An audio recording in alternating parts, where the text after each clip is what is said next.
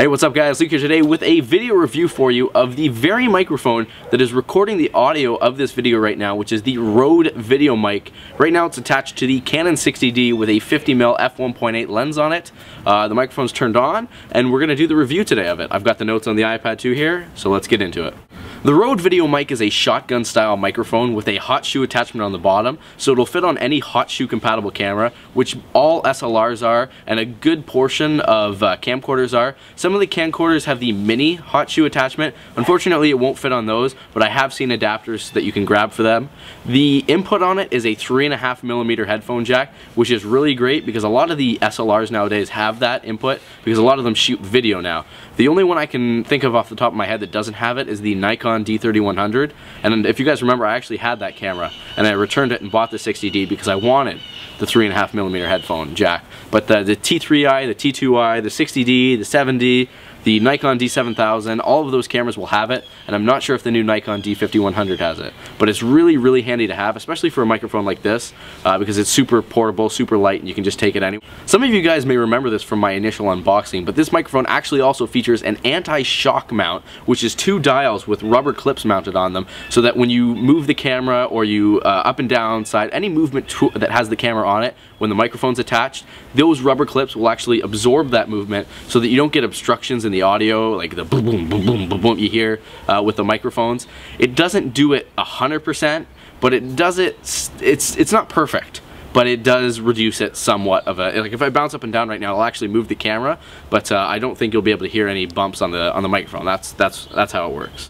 Right now we're going to look at a few sample video clips where first I record the video and the audio with the microphone attached to the camera, and then I record it with just the built-in microphone on the 60D, and we'll get about 4 or 5 of those clips with different scenarios. Right now, as you guys can see, I told you before, I'm filming this outside, so you guys can see like a little bit of you can get a sample of the audio outside and how it factors out different audio. Like my hot tub just turned on, and I'm not sure if you can hear that.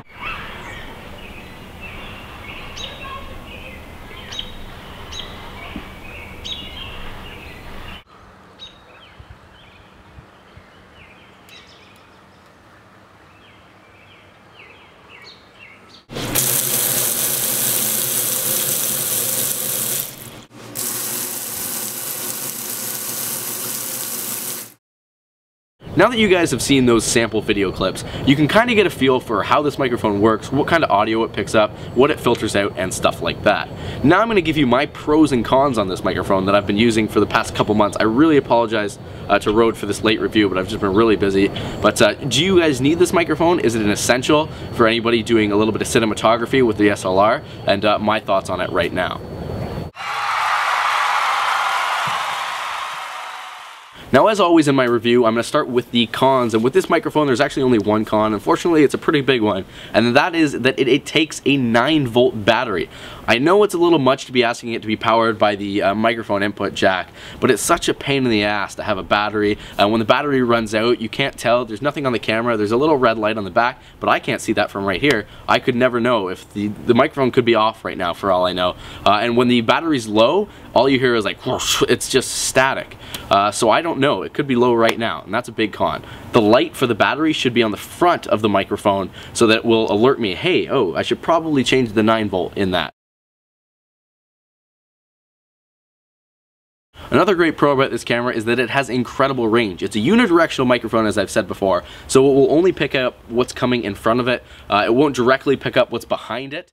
Now, I didn't realize what I said until after I'd filmed the review, but this microphone does pick up audio for 360 degrees around it. It just sounds the most spectacular when the subject is in front of the microphone. So if I walk down there to the other end of my pool, it would pick up that, and it works for a very long range. It's very good. It picks up a lot of sound.